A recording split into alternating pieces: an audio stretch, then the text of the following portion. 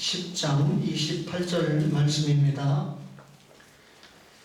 내가 그들에게 영생을 주노니 영원히 멸망하지 아니할 것이요 또 그들을 내 손에서 빼앗을 자가 없느니라. 아멘. 어떤 분이 성경을 1000번 정도 읽었습니다. 그러면 굉장히 많이 읽은 것이죠. 쉽지 않은 일입니다. 어떤 분은 성경을 그보다 10분의 1 정도도 안 되는 100번을 읽었습니다. 1000번 읽은 분에 비하면 100번 읽은 것은 수가 적지만, 그런데 대화를 해보니까 1000번 읽었다는 사람은 성경을 자기 멋대로 해석을 하고 있고 100번 읽었다는 사람은 성경을 꽤 잘 이해하고 있습니다. 차이가 뭘까요? 기독교 교리를 정확하게 이해하고 성경을 읽은 사람은 100번이 아니라 한두 번을 제대로 읽었어도 다독을 한 사람보다 말씀을 제대로 이해하고 깨닫고 있는 경우가 많습니다. 이 말씀은 성경을 다독하지 말라라고 하는 말씀이 아니죠. 성경을 이해할 때 기독교 교리의 기초하에서 성경을 읽고 듣고 깨닫는 것이 대단히 중요하다. 그러면 신구약 66권을 잘 이해하기 위해서 우리가 교리 공부를 할 때 7가지 과목이 있다고 그랬습니다. 처음에 스스로 계신 하나님이 자신을 공개해야 되니까 계시론이라고 그랬죠. 그 계시를 통해서 하나님이 공개됐습니다. 신론이죠. 그 하나님의 뜻 가운데 하나님 나라의 동역자로 부름을 받은 인간, 그런데 죄인이죠. 인재론입니다. 이 죄인을 위해서 여자의 우선 예수님을 보내지 않았습니까? 기독론이죠. 근데 그 예수를 믿지 않으면 소용없어요. 그래서 예수님에 대한 믿음을 적용시키는 성령론 혹은 구원론을 공부한다고 그랬죠. 성령론 공부가 끝나고 나면 교회 생활, 예수 믿고 구원받았으니까 교회 생활을 어떻게 하느냐, 교회론을 공부하다가 맨 마지막에 교회 생활 끝에, 신앙생활 끝에 우리가 개인적으로 죽음을 맞이하기도 하고 또 우주적으로 주님이 재림하시면 끝나는 거 아닙니까? 그래서 종말론을 공부하게 됩니다. 그래서 계시론, 신론, 인재론, 기독론, 성령론, 교회론, 종말론, 이 7가지 기독교 교리를 기초해서 성경 말씀을 읽고 들으면 굉장히 말씀을 깨닫는 폭이 진해진다, 그 말이죠. 우리가 지금 5번째 단계인 성령론을 공부하고 있는데 소명과 중생, 회개와 신앙, 칭의와 양자, 이 6가지가 우리가 동시에 일어나는 예수 믿고 구원받는 과정이라고 그랬죠. 그러면 예수 믿고 구원받아서 의롭다 칭함을 받고 하나님의 자녀가 된 사람은 어떻게 됩니까? 성화 생활에 들어간다. 중생의 씨앗이 떨어진 그 순간부터 마귀가 내 영혼을 붙잡고 주장할 때는 옛 생활을 했지만 성령님께서 나를 구원시켜서 죽었던 영혼을 살리고 성령님이 내주하셔서 나를 이끄실 때 중생의 씨앗이 떨어진 순간 동시에 성화 생활에 들어간다. 내가 거룩하니 너희도 거룩하라. 성화 생활에 들어간다. 그랬죠? 여러분과 저가 중생 받고 주님의 부름을 받는 그 시간까지 사실상 성화 생활을 하기 때문에 예수 믿고 1년 지나고 2년 지나고 3년 지나면 오히려 성화 생활에 있어서 굉장한 수준을 보여야 되는데 안타깝게도 이 세상 조류에 휩쓸려서 혹은 이 구원받았지만 영은 구원받았지만 아직까지는 구원받지 못한 이 육신을 따라서 지배를 당하는 그런 신앙생활을 하는 사람들이 있기 때문에 성화 생활에 있어서 굉장히 미약한 모습을 보이기 때문에 불신자들이 볼 때 예수 믿는 당신들이 우리와 다른 것이 무엇이냐 해서 교회에 대해서 부정적으로 말하고 생각하게 하는 빌미를 우리가 제공하고 있는 안타까움이 있습니다. 자, 한번 구원받은 사람이 성화 생활을 하는 중에 우리가 받은 구원을 신앙생활을 잘할 때는 유지가 되지만 신앙생활을 잘 못하고 때에 따라서는 교회도 안 나오고 또 불평하고 이럴 때 우리가 받았던 구원을 빼앗기게 되느냐라고 하는 질문을 할 수 있죠. 그런데 성경은 결코 그런 일이 없다고 가르칩니다. 오늘은 성도의 견인과 영화라고 하는 주제를 가지고 하나님의 말씀을 공부하는데, 차가 고장날 때 견인차가 와서 공장까지 끌고 가잖아요. 견인이라고 하는 말은 끝까지 붙들어 주신다 라고 하는 뜻인데, 우리가 지금 요한복음 10장 28절을 읽었지만 내가 그들에게 영생을 주노니 영원히 멸망하지 아니할 것이요 또 저희를 내 손에서 빼앗을 자가 없느니라 그랬습니다. 한번 선택을 받고 하나님의 이 자녀가 된 사람은 결코 버리워지는 일이 없다. 그러니까 하나님의 자녀가 됐지요. 하나님의 자녀가 된 사람이 실수하고 잘못한다고 해서 하나님의 자녀 족보에서 빼내는 일이 없다. 이것을 견인이라고 합니다. 한 번 중생받은 사람은 반드시 구원받고 천국에 이르게 된다. 그 말이죠. 보통 우리가 개혁주의 교회라는 말을 많이 사용하는데, 이 개혁주의 전에는 칼빈주의라고 하는 말을 많이 썼어요. 칼빈이라고 하는 학자가 신구약 66권을 보는 눈이 정말 탁월한 분이었기 때문에 우리가 그를 존중하는데, 그분이 이 주장했던 그 교리들을 그가 죽고 난 다음에 제자들이 우리 칼빈 선생이 주장한 것은 이런 것이다 라고 교리적으로 5가지를 집약을 해놨는데, 첫 번째가 뭐냐면 전적인 타락입니다. 인간은 전적으로 타락한 존재다. 아담 이후의 모든 인간은 죄인이다. 전적으로 타락했다는 말이 무슨 말이죠? 구원받을 수 있는 조건이 나에게는 하나도 없는 죄인이다. 그 말입니다. 두 번째가 무조건적 선택입니다. 전적으로 타락한 구원받을 만한 조건이 인간에게 하나도 없는 그 사람, 구원받을 공로 없죠. 능력도 없죠. 그런데 하나님께서 조건 없이 무조건적으로 선택했다. 그러니까 구원은 하나님의 절대적인 선물이지 인간의 노력이나 행위에 의해서 구원받을 일이 없다. 우리가 면죄부를 사가지고 구원받을 수 없다. 성지순례나 마리아 숭배를 해서 구원받을 수 없다. 이게 무조건 선택이죠. 세 번째가 제한 속죄입니다. 그러니까 만인 구원이 아니고 영원전에 하나님께서 구원 주시기로, 영생 주시기로 선택한 사람만 결국 예수님의 말씀을 듣고 내적인 소명을 받고 구원받을 뿐이다. 이 땅에 보냄받은 모든 사람이 만인이 구원받는 거 아니다. 하나님이 선택한 사람만 구원받는다. 이게 제한 속죄입니다. 네 번째가 불가항력적 은총인데, 하나님께서 한 번 선택을 하고 그리고 성령님께서 예수님이 그의 죄를 대신해서 죽은 십자가의 죽으심과 부활을 믿는 믿음을 적용하실 때 하나님이 선택한 사람은 그 구원의 축복을 거절할 수가 없다. 은총을 거절할 수가 없다. 이게 불가항력적 은총입니다. 하나님이 한번 구원시키기로 작정하셨으면 그 구원을 우리 편에서 거절하거나 지연시키거나 연기하거나 할 수가 없다라고 하는 겁니다. 그 마지막 5번째가 궁극적인 구원입니다. 그러니까 하나님께서 한번 지명해서 부르신 그리고 중생시킨 자는 중간에 구원에서 이탈하는 법이 없고 반드시 궁극적으로 구원을 받는다. 오늘 성도의 견인에 대해서 공부하고 있는데, 결국 이 칼빈주의 5대 교리 가운데 마지막 궁극적인 구원과 끝까지 붙들어 주신다 라고 하는 말씀은 상통하는 말씀이죠. 견인이라고 하는 말은 문자 그대로 참고 꼭 붙잡아주는 행위를 견인이라고 합니다. 이 붙잡아주시는 것은 성도의 행위입니다. 우리가 사실 하나님 은혜의 말씀을 끝까지 우리가 붙든다고 생각하지요. 그러나 사실상 깊이 들어가 보면 우리를 붙들어 주시고 계신 분은 하나님 자신이시다 라고 하는 것을 알 수가 있습니다.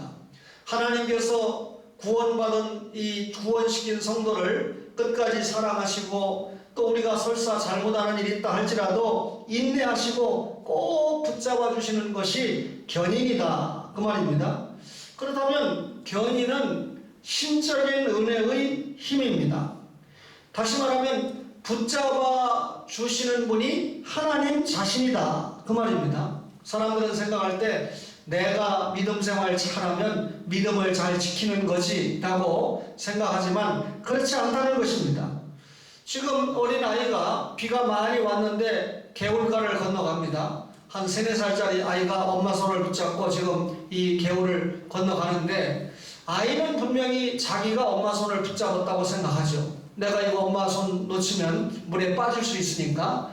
그런데 아이는 그렇게 생각하지만 사실은 그 손을 붙잡아 주고 있는 분은 누굽니까? 어머니입니다.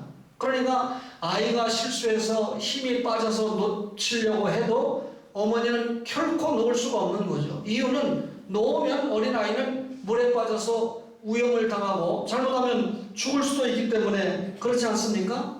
아이가 붙잡고 있는 힘이 강합니까? 어머니가 붙잡고 있는 힘이 강합니까? 여러분과 저가 한 번 구원받았는데 궁극적으로 구원받는 그 시간까지 끝까지 붙들어 주신 분이 누구라고요? 하나님 자신이라는 거죠. 우리는 우리가 붙들고 있는 것 같이 느끼지만 사실은 하나님께서 강력한 힘을 가지고 우리를 붙들어 주시기 때문에 마귀가 그 어떤 것을 동원해서 우리가 하나님의 자녀된 위치에서 이탈하게 하려고 해도 여러분과 저는 그 위치에서 이탈이 되지 않는 것입니다. 아무리 이 마귀가 이 어머니의 이 마음을 흔들어 가지고 애 손을 놔라 이렇게 유혹을 한다고 해서 어머니가 그 손을 놓겠습니까? 그럴 수 없습니다. 어린 아이의 손을 끝까지 악착같이 어머니가 붙들게 되죠. 만약에 아이가 어머니 손을 놓으려고 그러면 어머니가 꾸중을 하고 매를 때려서라도 끝까지 붙들고 있습니다. 왜? 놓치면 아이가 죽기 때문에 그렇죠. 하나님의 주권 교리 가운데 성도의 견인, 궁극적인 견인, 다시 말하면 궁극적인 구원, 하나님께서 구원받은 여러분과 저를 끝까지 그 하나님의 강하고 억센 팔에 붙들고 계시기 때문에 여러분과 저는 안심하게 되는 것이죠. 그게 여러분 우리가 이 끝까지 붙들어 주신다라고 하는 궁극적인 견인입니다. 궁극적인 구원입니다. 하나님이 여러분과 저를 끝까지 붙들어 주신다는 이 말씀이 얼마나 행복합니까? 그런데 칼빈주의와 달리 알미니안이라는 말을 여러분이 많이 듣는데 알미니우스라고 하는 사람이 주장하는 교리를 따라가는데 이분은 칼빈의 예정론을 반대하다 보니까 이 알미니안주의가 형성이 되는데 우리는 구원은 하나님의 절대 주권이라고 생각하잖아요. 근데 알미니안주의는 하나님이 반쯤 손을 내려놓고 자기가 붙잡으면 구원을 받고 놓으면 구원을 받지 못한다는 게 알미니안입니다. 그러니까 평생 신앙생활 잘하다가 마지막 죽기 전에 하나님이 어디 있어? 내가 보니까 아니야. 이렇게 말하면 결국 그 사람은 지옥 간 거죠. 오늘 제가 우리 전도사 때 가르쳤던 한 제자가 국립외교원 교수인데 좋은 글을 하나 보내줬어요. 자기 아버지가 아주 병중에 있는데 기도해달라고 그러면서 아버지를 병원에 자기가 바쁜 교수가 이 사람이 길러낸 외교관이 500명이랍니다. 지금.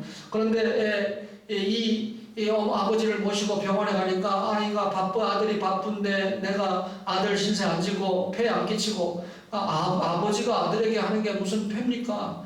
아버지는 그렇게 생각하지만 저는 저를 낳아주시고 지금까지 저를 위해서 기도해 주시고 수고해 주신 아버지를 모시고 병원에 간다는 이 행복이 얼마나 큰 행복인지 아십니까? 그러니까 아버지가 굴복해서 자기가 병원을 모시고 가는데 이분이 사실은 제가 다녔던 그 교회 목사님이 11조론이라는 책을 이렇게 냈는데 그때 80년대 초에 KBS 방송국을 아버지가 퇴직하면서 4천만 원을 11조를 냈으니까 80한 3, 4년으로 기억하는데 지금도 4천만 원이 작은 돈이 아니지만 그때는 어마어마한 그런 돈이라고 생각합니다. 그렇게 헌금을 했던 분인데 믿음을 끝까지 잘 지켜서 아들에게 하는 말이 아들아 신앙이라고 하는 것은 이 태어나고 또 늙어서 늙고 죽는 그가 늙으면 죽잖아요. 죽는 그 사이에 신앙의 진가가 드러나는 게 아니고 병들고 죽는 사이에 신앙의 진가가 드러난다. 자기가 지금 죽기 전에 병원에 저희 아버지처럼 이렇게 들락달락하고 하는데, 이렇게 병치레를 하면서 그 사람이 병치레를 하면서 하나님 앞에 정말 신앙이 있는 사람인가 아닌가가 드러난다는 거예요. 무슨 말인지 이해가 되시죠? 그 아버지의 모습을 보면서 너무나 행복합니다 라고 하는 게 저에게 준 글의 요지입니다. 오늘 제가 말씀을 전하면서 그 말씀을 전하기 전에 그 글을 대하면서 참 저 자신도 오늘 주일날 큰 힘이 되는 말씀이다 라고 하는 생각을 해보게 됩니다. 여러분, 어떤 경우든지 하나님께서 끝까지 붙들어 주시는데, 우리가 조금 전에 칼빈이라는 학자를 이야기했잖아요. 제가 성경 말씀을 얘기 잘하지 사람 이야기는 잘 안 하는데, 그 앞으로 올라가면 동양과 서양의 신학을 완전히 취합을 해서 집대성한 학자가 있는데, 그 학자의 이름이 어거스틴이에요. 아우구스티누스라고도 하죠. 영어 이름이 어거스틴인데, 이 사람은 300년대에 태어난, 우리가 354년에 태어나서 대략 430년에 죽었으니까 4세기와 5세기를 통과했던 그런 대단한 사람인데, 원래 이 사람이 그 당시에 구라파를 주름잡던 깡패로 엄청나게 이름이 났습니다. 그러니까 어거스틴 하면 그냥 그 지역에 대단한 깡패로 그렇게 소문이 났는데, 그 어머니가 모니카인데 이 아들의 회심을 위해서 하나님 앞에 돌아오도록 해서 얼마나 눈물로 기도했는지 몰라요.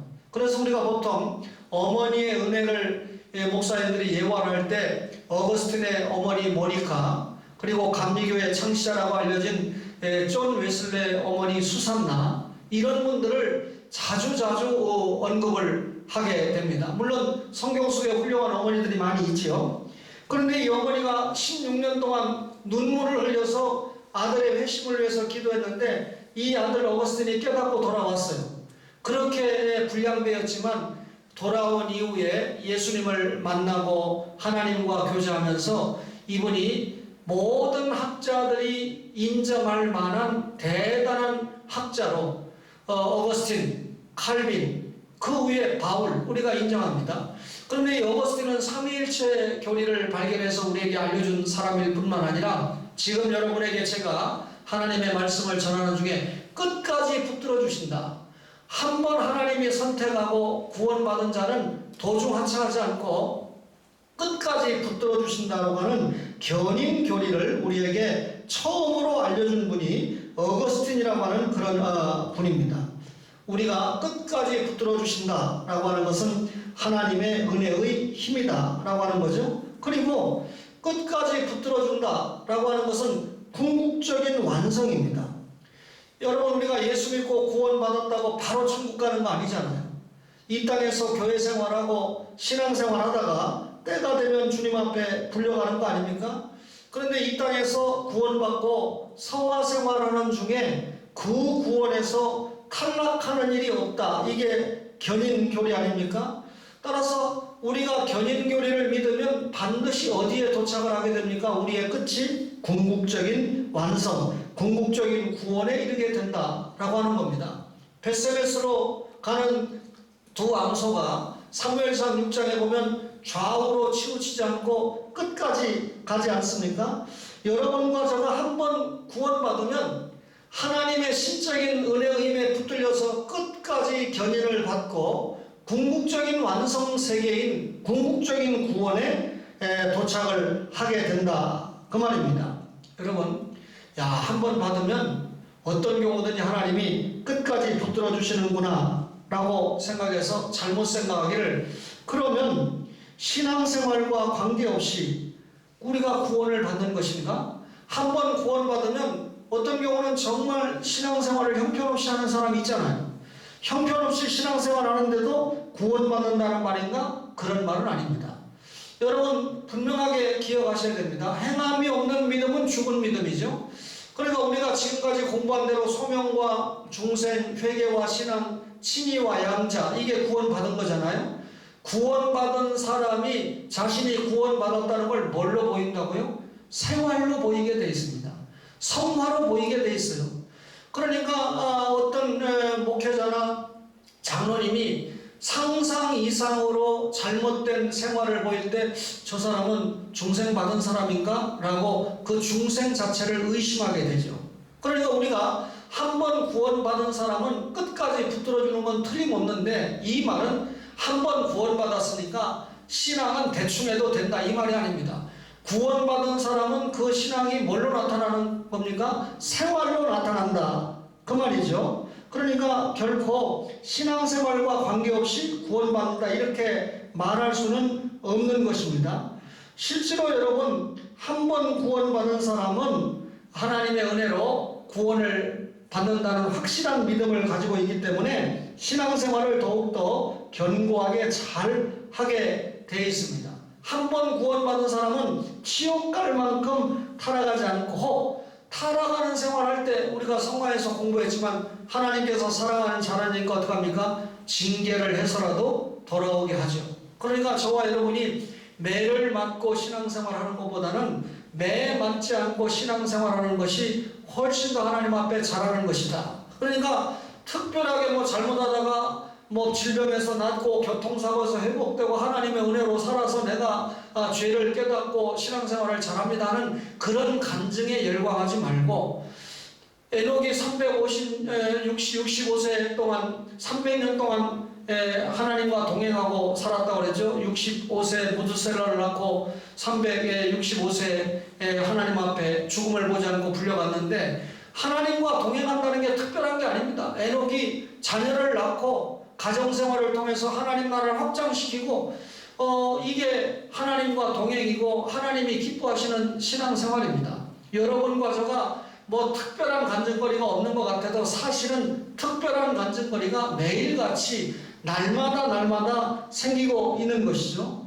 하나님께서 구원받은 여러분과 저를 끝까지 붙들어줘요. 배 비유를 한번 해볼까요?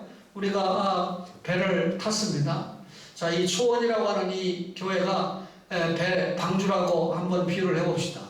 초원 안에 있는 성도를 보니까 어떤 성도는 정말 기도도 열심히 하고 전도 생활도 잘하고 나무랄 때부터 신앙생활을 잘하는 사람이 있어요. 근데 어떤 성도 보니까 저분이 왜 저럴까? 저 정도밖에 안 되나? 저런데 이렇게 또 그런 의혹을 보이는 그런 성도도 있습니다. 어떤 성도는 물질 때문에 시험에 빠져 있는 성도도 있고, 어떤 성도는 또 세상의 쾌락에 빠져가지고 운동이라든지 다른 취미에 빠져가지고 주님 앞에 잘 나오지 못하는 그런 성도들도 더러 있습니다. 그러나 신앙생활을 잘하는 성도도 초원이라는 배 안에 있고, 신앙생활을 좀 잘 못하는 성도도 결국 배멀미를 하고 있지만 초원이라고 하는 방주 안에 있다는 거죠. 그러니까 한 번 구원받은 사람은 제가 뭘 이야기하는 겁니까? 하나님의 방주 안에 있는 겁니다. 그렇죠?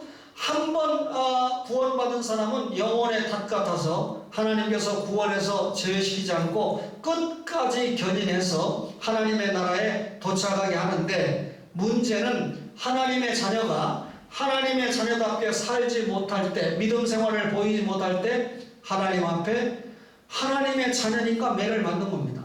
남의 집 자녀가 잘못하는데 우리가 때리고 그러면 경찰서에 불려가지 않겠어요? 내 자녀는 잘못하면 말로 훈계하고, 그래도 안 들으면 매를 때려서라도 바로 돌아오도록 가르치는 것이 부모가 자녀를 사랑하는 거 아니겠어요? 그러니까 우리가 신앙생활을 잘하면 매 맞지 않고 하나님의 인도를 받으면서 평범한 것 같지만 특별하게 신앙생활 잘하게 되어 있습니다. 그러나 잘 못하는 사람이 환난이 많죠. 그래가지고 뭐 간증거리가 본인이 엄청나게 많은 것 같지만, 사실 여러분과 저가 이 하나님의 말씀을 듣는 시간에 간증 한두 편 듣고 끝나는 건 정말 억울한 겁니다. 하나님의 말씀이 기록된 하나님의 말씀의 뜻이 무엇인가? 우리를 끝까지 붙들어 주신다는 의미가 무엇인가? 끝까지 붙들어준 그 다음은 어떻게 됩니까? 우리가 영화롭게 된다는 것입니다.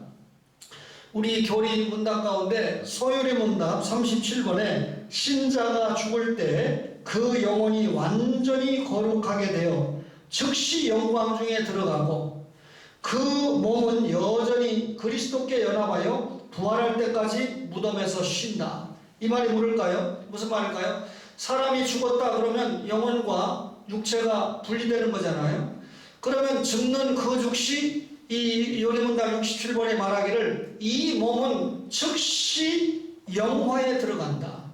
이 영혼은 절대 죄에 시달리지 않고 죽지도 않고, 영혼은 죽지 않고 바로 천국에 간 겁니다. 문제는 뭐죠? 영혼을 담고 있었던 이 육신입니다.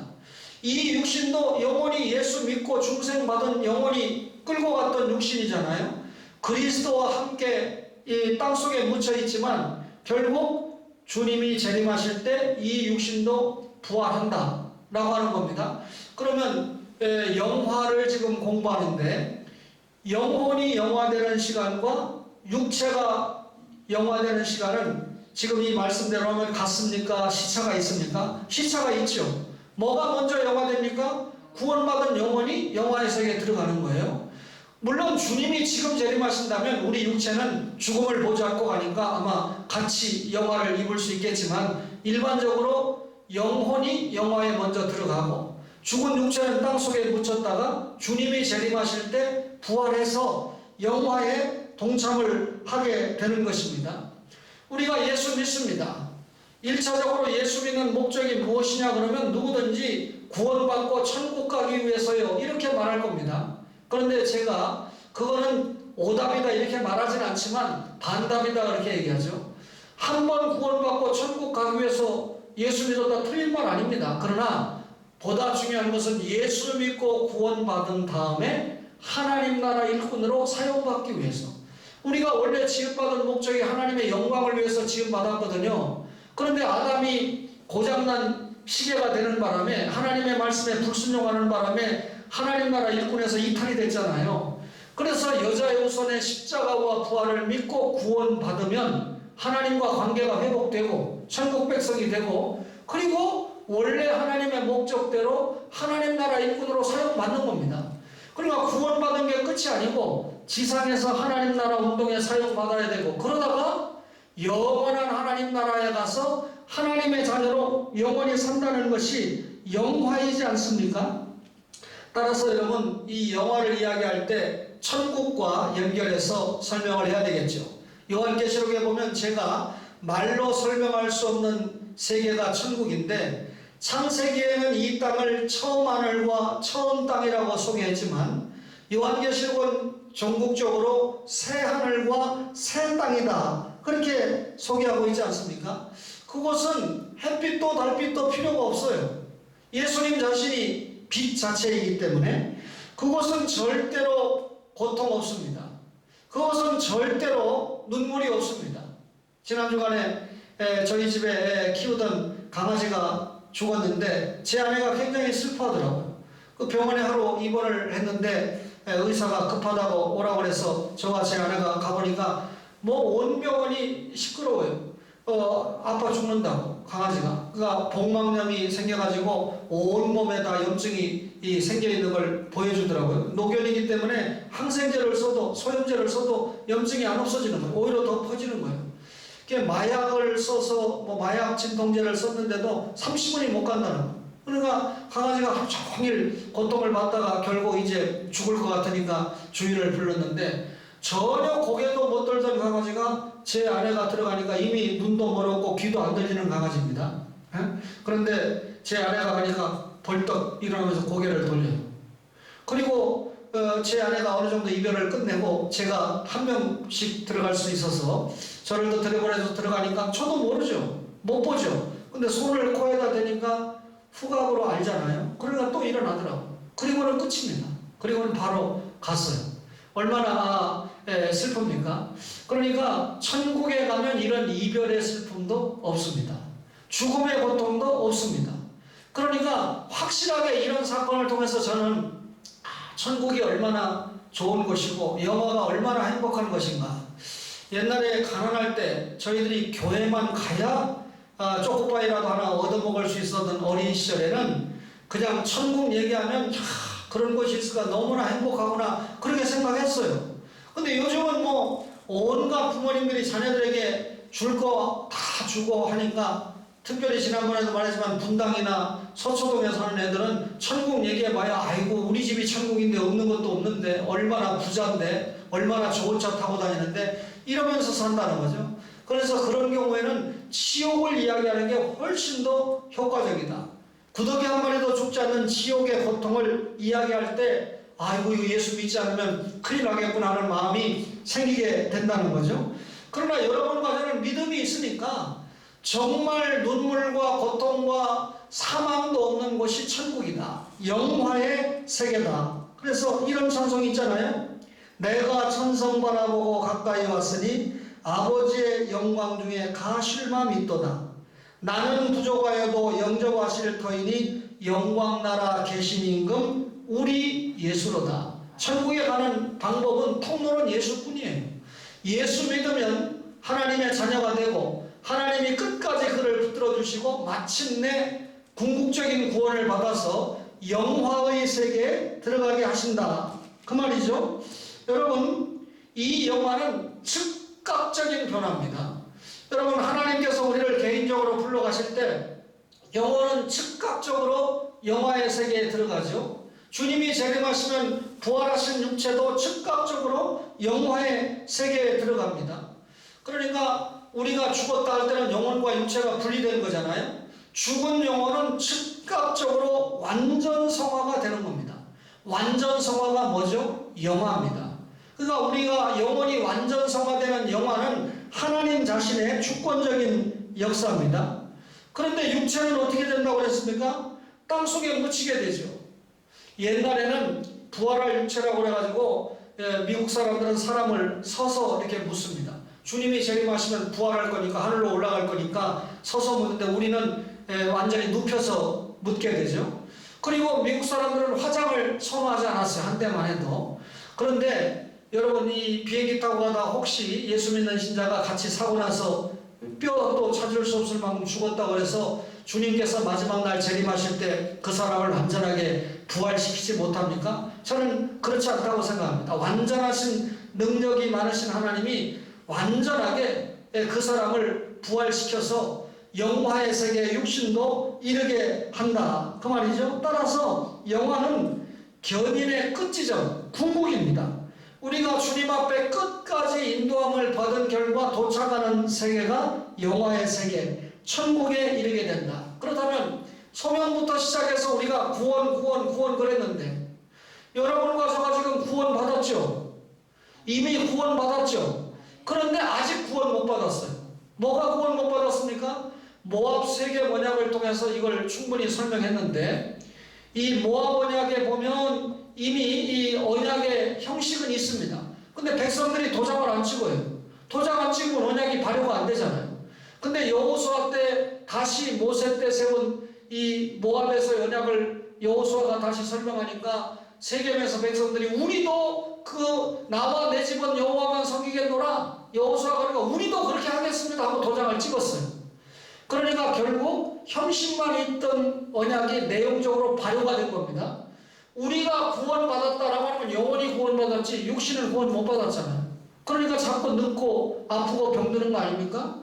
그런데 이 육신이 구원받는 게 언제입니까? 주님이 재림하실 때 우리가 완전히 육신이 구원받는 거잖아요. 그러니까 이 우리가 현재 이미 구원받았지만 아직 구원받지 못했습니다. 그럼 완전히 구원받는 때가 언제입니까? 영화의 세계에 도착할 때죠. 주님이 재림하실 때 이미 구원받은 영혼 말고 땅속에 묻혀있던 육신까지도 완전히 구원을 받고 다시는 아프지 않고 병들지 않고 늙지 않는 죽지 않는 영생체를 입고 천국에 가서 영원히 산다라고 하는 것이 여러분과 저의 믿음이지 않습니까? 따라서 영화는 견인의 궁극이고 그 영화의 시기는 주님이 재림하실 때입니다. 말씀드린 대로 영혼은 천국으로 즉시 가지만 이 육신은 땅속에 묻혀서 부활을 기다려야 돼요.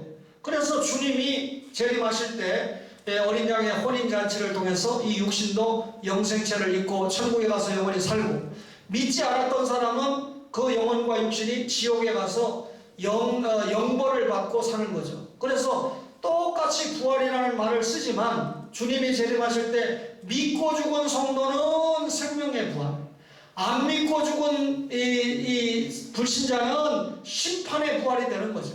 생명의 부활과 심판의 부활은 엄청난 차이가 있지 않습니까? 여러분과 저가 영화를 바라보면서 지금 성화의 과정을 걷고 있습니다.